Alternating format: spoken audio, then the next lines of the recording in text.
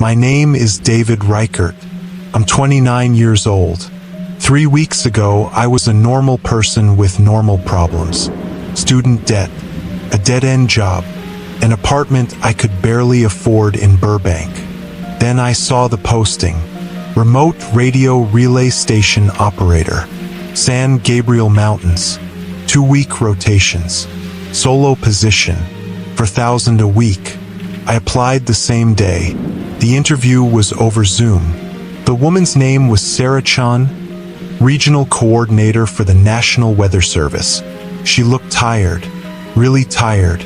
The kind of exhaustion that comes from not sleeping properly for weeks. She asked the standard questions. Could I work alone? Did I have experience with radio equipment? Was I comfortable with isolation? I told her yes to everything. I'd worked IT support for 3 years. I could handle equipment. And honestly, I preferred being alone. People exhausted me. She nodded slowly, then glanced at something off-screen. The last few operators didn't complete their contracts. Why not? They said the isolation was too much. She paused. One of them said the station was haunted. I laughed. Actually laughed. Haunted? I'm required to disclose that. Legally. She didn't smile. Do you still want the position? I thought about my rent, my student loans, the credit card debt that kept growing no matter how much I paid. I'll take it. She emailed the contract that afternoon.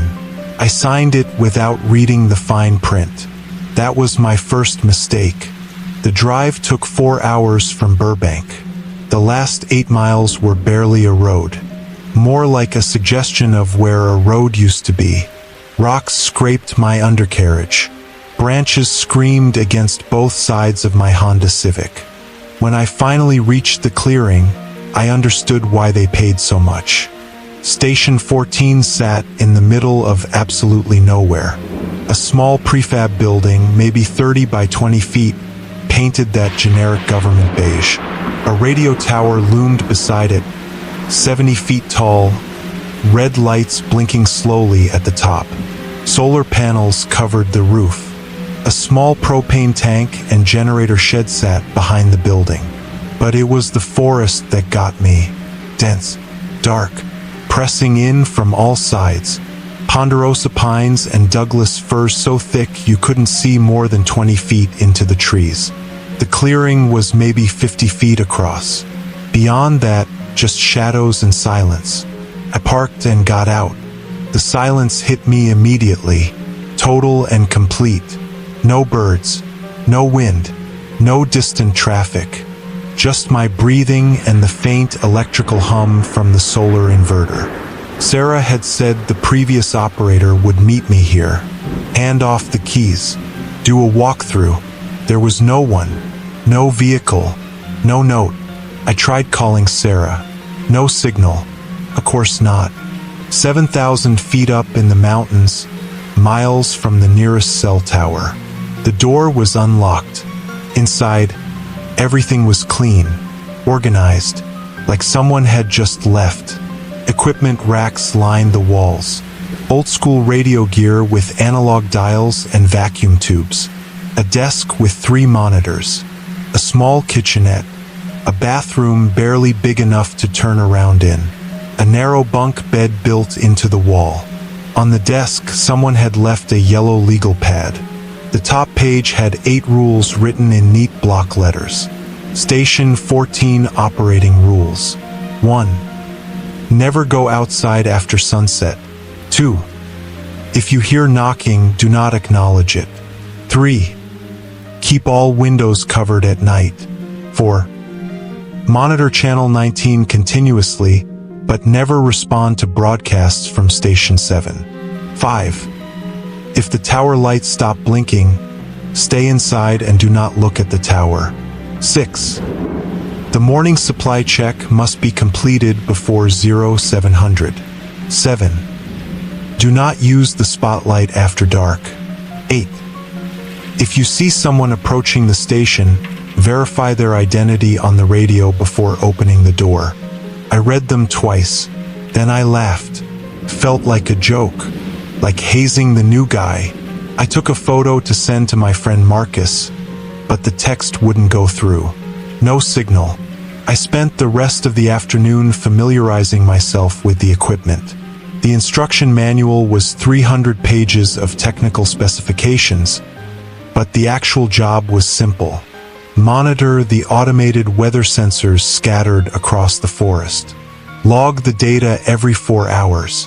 Relay any emergency communications from the Forest Service network. Easy. I made dinner from the well-stocked pantry. Canned soup, crackers, instant coffee that tasted like burned rubber. As I ate, I watched the sun set through the window. The way the shadows moved across the clearing was strange. One moment, golden light. The next moment, complete darkness. No gradual transition, just light, then dark. I remembered Rule 3. I pulled the blackout curtains closed. Heavy material, industrial grade. The kind you'd find in a dark room. Once they were closed, the station felt smaller, more confined. I turned on the overhead lights and sat down at the radio console. The main receiver was already tuned to channel 19. Static hissed from the speakers. Occasionally a burst of digital noise, but nothing clear. I connected to the satellite internet and sent Sarah an email. Arrived safely. No sign of previous operator. Everything seems fine. Then I browsed social media for a while, trying to ignore the creeping sensation that I was being watched. At 9:47 p.m., I heard the first knock.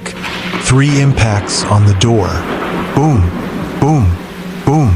I stood up fast enough to knock over my coffee. My first thought was the previous operator, or maybe a forest ranger checking on me. I walked to the door. Hello? No answer. I reached for the handle, then remembered Rule 8. Verify identity on the radio first.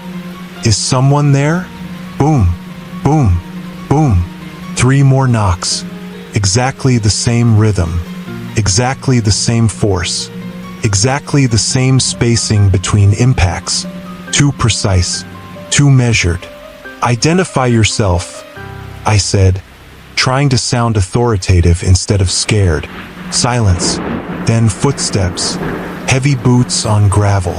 Moving slowly around the building. I grabbed the handheld radio. This is Station 14 calling any Forest Service personnel. Is anyone supposed to be at my location?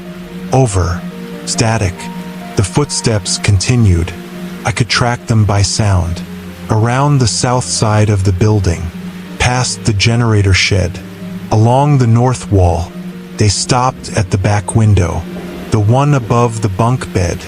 I held my breath. Complete silence for maybe 30 seconds. Then a long, slow scraping sound, like fingernails on the outside wall, dragging from one end of the window to the other. I stood frozen in the middle of the room. Handheld radio clutched so tight my knuckles went white. The scraping stopped. The silence that followed was worse. I waited 20 minutes. Didn't move. Barely breathed. The static from channel 19 was the only sound. Finally, I checked my watch. 10:19 p.m. Nothing else happened.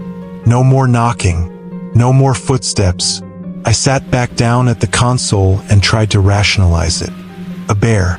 They were common in these mountains. Or maybe a mountain lion. Something curious about the building. But animals don't knock in patterns of 3. I didn't sleep that night. I sat at the console, watching the equipment, listening to the static, and trying not to think about what was outside those curtain windows. Morning came suddenly. One moment everything was dark. The next moment gray light was bleeding around the edges of the curtains. I checked my watch. 6:52 a.m. Rule 6. Morning supply check before 0700. I was exhausted. My eyes felt like sandpaper. Every muscle ached from sitting rigid all night. but I needed to follow procedure, needed to prove everything was normal. I opened the door. The morning air was cold and sharp. Mist hung in the trees like cobwebs. Everything looked peaceful, ordinary. The supply check was simple. Walk the perimeter. Verify the solar panels, propane tank, and generator were intact. Check the tower anchor points. Look for signs of damage or animal intrusion. I walked around the building with my clipboard, checking everything off. Solar panels, intact. Propane connections, secure. Generator shed, locked. When I reached the back wall, I stopped. There were marks in the dirt, boot prints, but the tread pattern was wrong. Too deep, too wide, and they only led to the wall. None leading away, like someone had walked to the wall, then vanished. I looked at the wall where I'd heard the scraping, for parallel scratches in the paint, deep gouges. The spacing was at least 7 inches apart. Human fingers don't spread that wide. I backed away and finished the supply check as quickly as possible. Back inside, I locked the door and sat at the console. My hands were shaking. I sent Sarah an email describing what happened. Asked if there had been problems with intruders. Asked if the previous operators had reported similar incidents. No response. The day passed slowly. I forced myself to eat, to log the weather data, to maintain routine.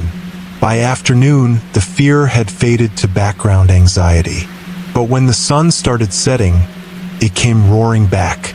I closed all the curtains, turned on every light, sat at the console. The knocking started at 9:34 p.m. 3 knocks, same as before, same precise rhythm. I didn't go to the door, didn't acknowledge it. Rule 2. The knocking continued. Every few minutes. 3 knocks, moving around the building, circling. I sat at the console and tried to focus on the equipment. But all I could hear was that methodical knocking. 3 knocks. Silence. Footsteps. 3 more knocks. It went on for 2 hours. Then, at 11:47 p.m., the radio crackled. Station 14, this is Station 7. Do you copy? The voice was male, calm, professional. I looked at the network map on the wall. Station 7 was marked about 15 miles northeast of my position. Station 14, this is Station 7. We're showing an equipment malfunction at your location. Please respond. I remembered Rule 4. Never respond to broadcasts from Station 7. I sat back and watched the radio. My hand hovered over the microphone, but I didn't touch it. Station 14, we need you to perform an immediate tower inspection. The lights appear to have malfunctioned. I looked through a gap in the curtain. The tower lights were blinking normally. Red pulse every 2 seconds. Station 14, please acknowledge this transmission. The voice was getting harder, more insistent. I didn't respond. After a few minutes, the broadcast stopped. I exhaled slowly and leaned back in my chair. That's when all the lights went out. Everything. Overhead lights. Equipment LEDs. The tower lights outside. Complete darkness. Rule 5. If the tower lights stop blinking, stay inside and do not look at the tower. I sat in pitch black. The only sound was my own breathing. The solar batteries should have lasted for days. This shouldn't be possible. I fumbled for my flashlight and turned it on. The beam seemed pathetically weak. I knew I shouldn't look. The rule was clear, but I needed to know what was happening. I broke Rule 5. I went to the window and pulled the curtain back just enough to see out. The tower was completely dark, and something was climbing it. A figure, human-shaped but wrong. Too tall, too thin. Limbs bending at angles that violated anatomy. It was climbing the tower with impossible speed, gripping the metal lattice with hands and feet that seemed to have too many joints. I watched it reach the top 70 feet up in less than 10 seconds. It stopped at the top and went completely still. Then it turned its head and looked directly at the window. I couldn't see its face. It was too dark, too far. But I felt its attention lock onto me like a physical weight pressing against my chest. I dropped the curtain and stumbled backward. The lights came back on, all at once. Overhead fluorescence flickering to life. Equipment powering up. Tower lights resuming their steady red pulse. The radio crackled.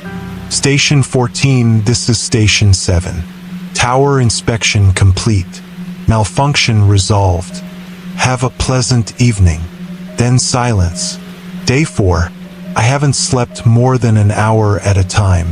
The knocking happens every night. Always starting around 9:30 p.m. Always the same pattern. 3 knocks. Movement. 3 more knocks. I've stopped trying to rationalize it.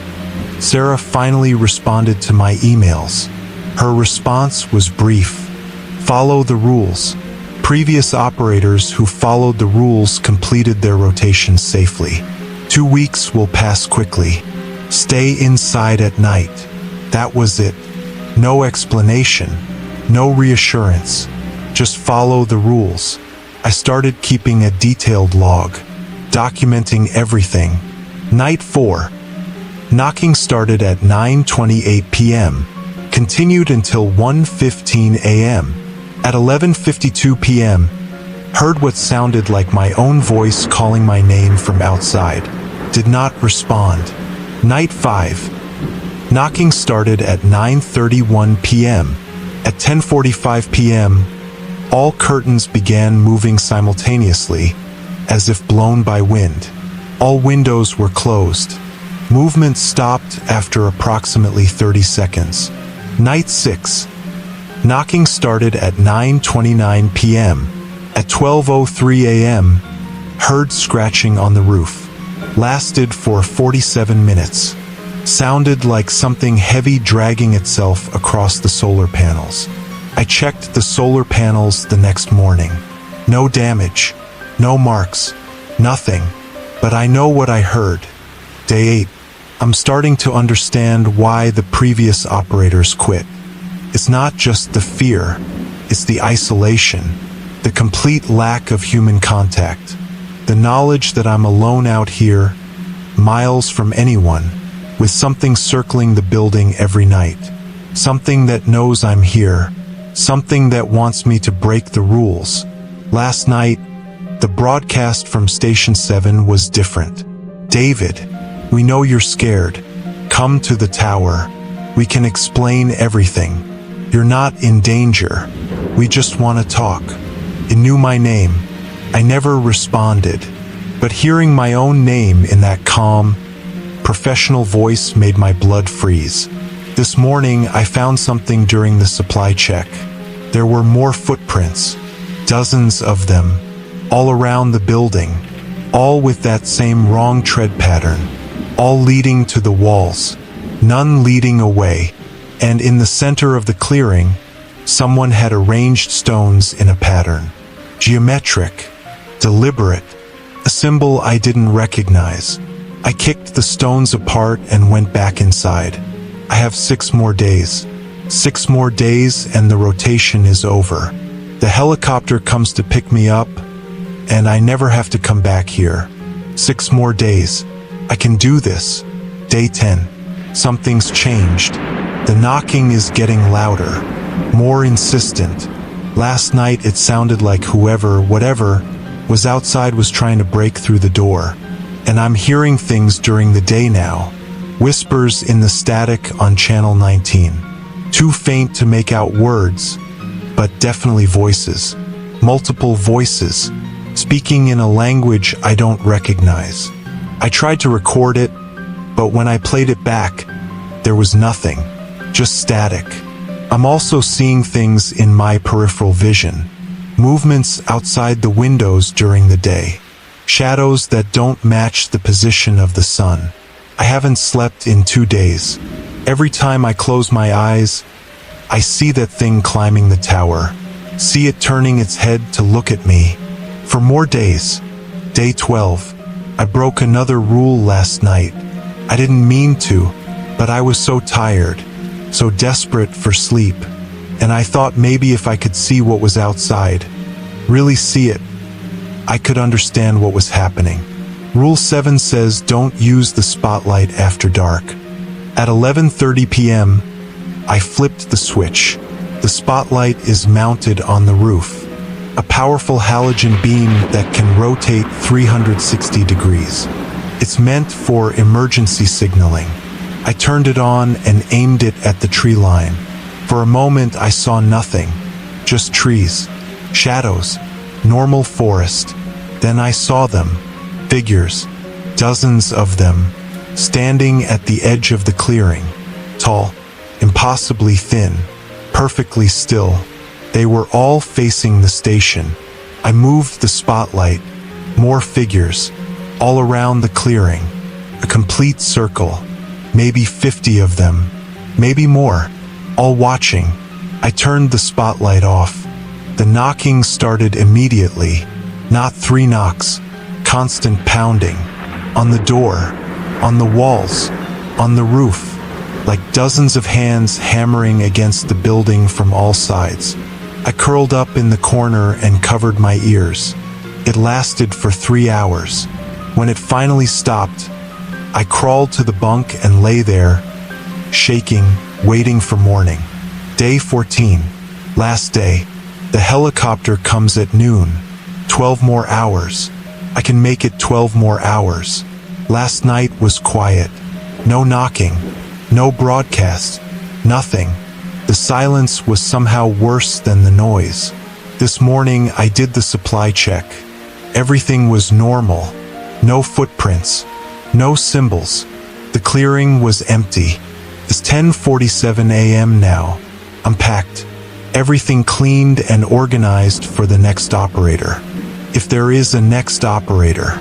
I'm sitting at the console, writing this, waiting for the sound of the helicopter. The rules are still taped to the wall. I thought about taking them down, warning people, but who would believe me? I hear something, not the helicopter, knocking. 3 knocks on the door, but it's daytime. Rule 1 only applies after sunset. 3 more knocks. Hello, a voice outside, female, professional. Station 14? This is Reichert. I'm here to pick you up early. We're evacuating the station. I stand up, walk toward the door.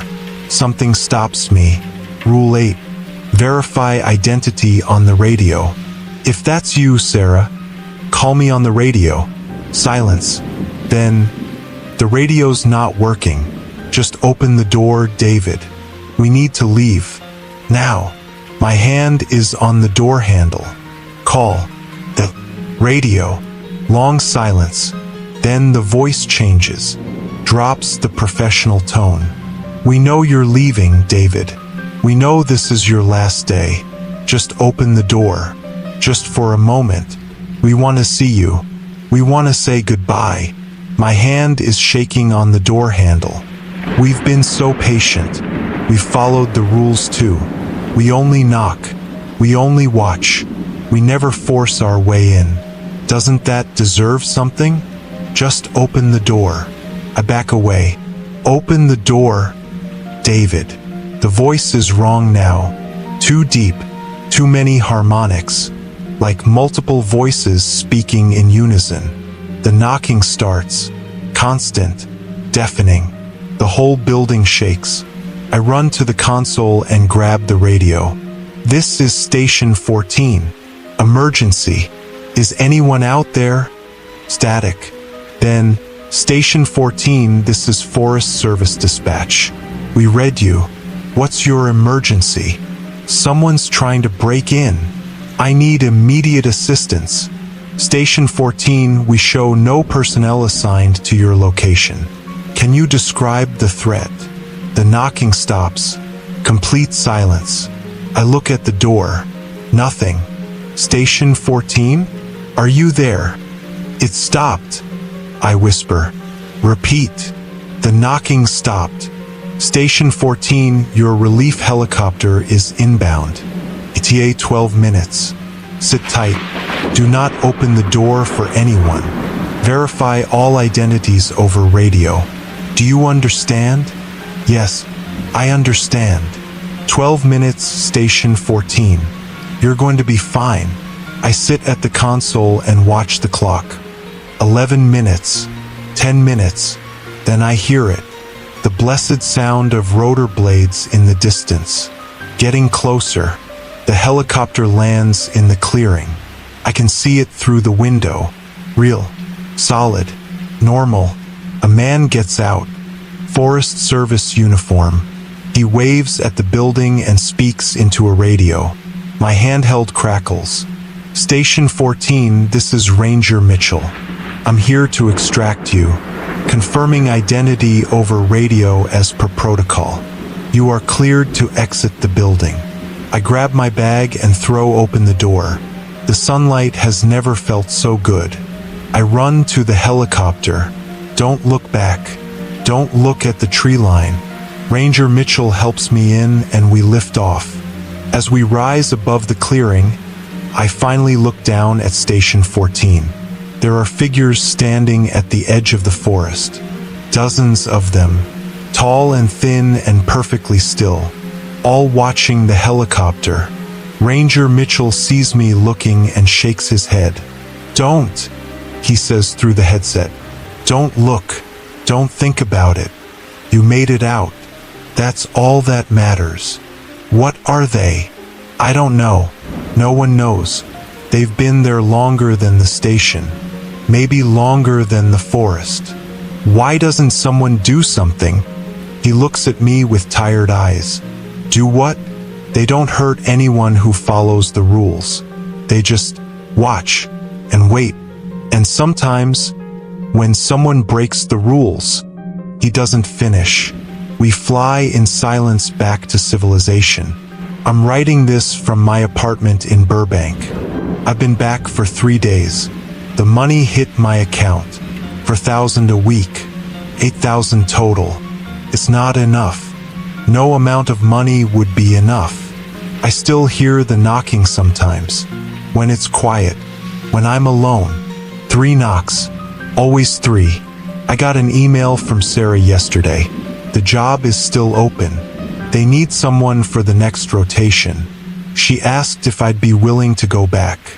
I blocked her email. If you see the posting, don't apply. The money isn't worth it. Whatever's out there in those mountains, whatever circles Station 14 every night, it's patient. It's been there for a long time, and it's waiting for someone to break the rules. Don't let it be you.